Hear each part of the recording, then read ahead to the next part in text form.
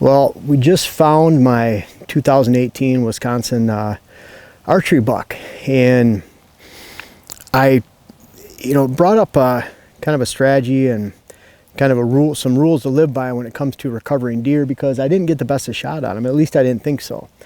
And I shot him at 9:30 this morning, right around there, and we didn't end up coming back till about 2:30 to look for him.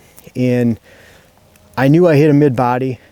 That takes out, if you're shooting them in the guts and you have that smell in your arrow, which I didn't, it takes about 5 hours for them to die, somewhere in that time, usually. And then liver, that can take up to an hour. So we really wanted to give them plenty of time. And that's one of my pet peeves.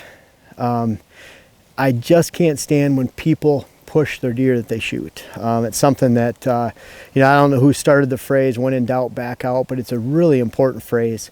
It's always more important to err on the side of caution than be aggressive and go in. If it's going to rain, if it's going to snow, if there's coyotes, you're going to lose that deer anyways if they push it. Coyotes push it. Rain, snow.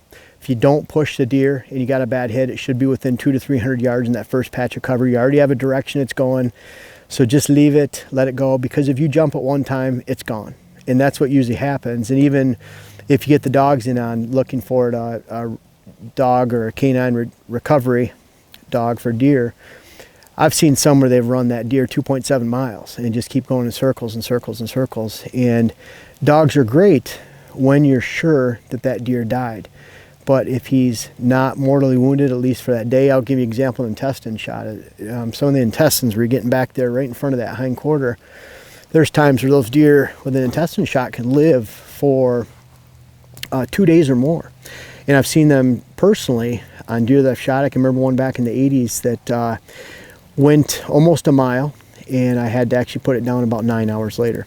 So I say all this not to gross anybody out or kind of de-dignify the act of hunting and recovering game, but to me it's really important that if you're not sure of the hit, and most people are not, I shot professional archery for years. I can call my shots where I hit it. I did on this deer, but I wasn't still sure. You don't know when that arrow goes in, which way it's going, and when that deer kicks and runs and turns, don't know what's going to happen with the arrow.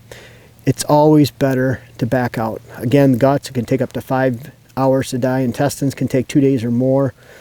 The liver can take about an hour, 45 minutes. And say it's a liver shot, and you jump that deer, you get down out of your stand, 15 minutes later, half hour later, and you push that deer.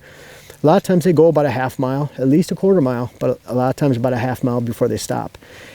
No blood, half mile, and we're out in these hills right here, and it's really hard to find those deer. We have a very difficult time.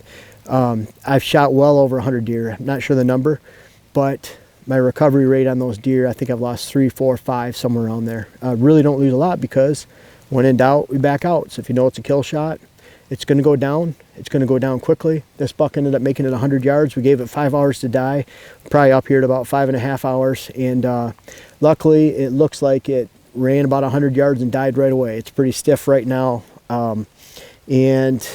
We found it in a really remote bedding area where it ran to. If I would have jumped it from here, if it was still alive for 15 minutes, it could cover a lot of ground in these hills. Again, it pays to be cautious. We did the right thing today. We're coming to a pretty stiff deer right here, but that's okay, because we did the right thing and backed out. And whether it's coyotes you're worried about, the rain or snow, to me it's always been, throughout over 30 years, it's paid to be very patient. I've left a lot of deer overnight. I've even left my jacket in the area to make sure some of the coyotes stay away if I'm close. But try it, be very patient, and I think it'll pay off in the long run for you on a very, very high recovery rate for whitetails when you shoot them with bow or gun.